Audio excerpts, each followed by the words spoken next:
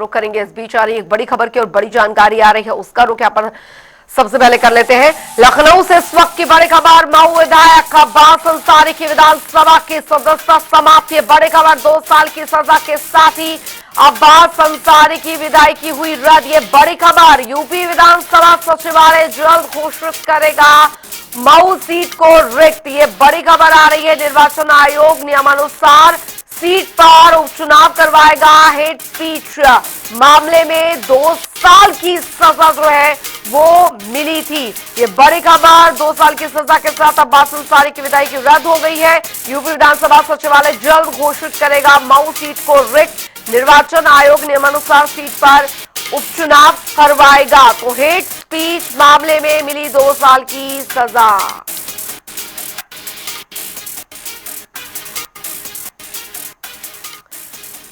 लखनऊ से संवाददाता अनूप हमारे साथ जुड़ गए हैं ज्यादा जानकारी के साथ। अनूप, मुश्किलें यहां पर बढ़नी तय मानी जा रही थी और ठीक वैसा ही हुआ। अब्बास अंसारी के साथ 2 साल की सजा का जैसे ही ऐलान हुआ, विधायकी भी अब रद्द हो गई है उनकी।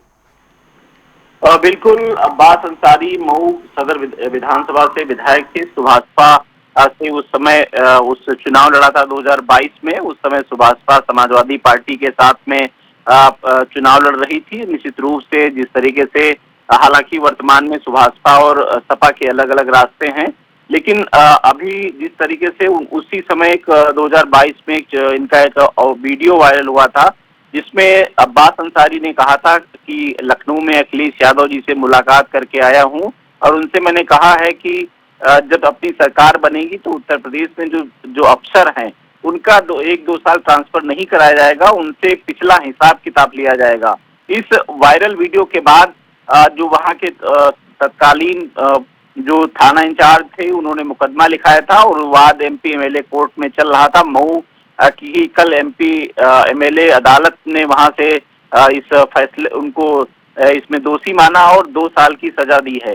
निश्चित रूप से जिस तरीके से नियम कायदे कानून के अनुसार होता है कि अगर 2 साल तक की और सजा किसी विधायक या सांसद को हो जाती है तो उसकी सदस्यता समाप्त हो जाती है।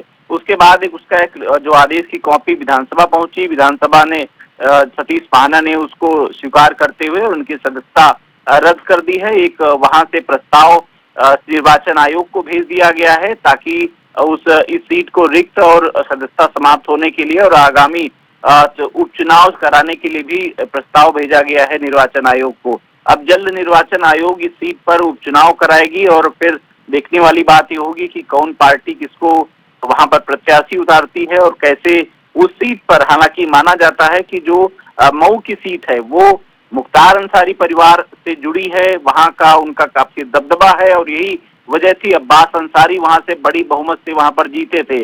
अब दोबारा अब्बास अंसारी वहां पर कोई पार्टी उनको खड़ा करना चाहती है या निर्दलीय लड़ते हैं या उनके परिवार से कोई वहां पर आता है या पार्टी किसको वहां पर उतारती, फिलहाल अभी आने वाले समय में ही जानकारी मिलेगी जब निर्वाचन आयोग इस सीट पर पूरे चुनाव कराने की घोषणा करेगा।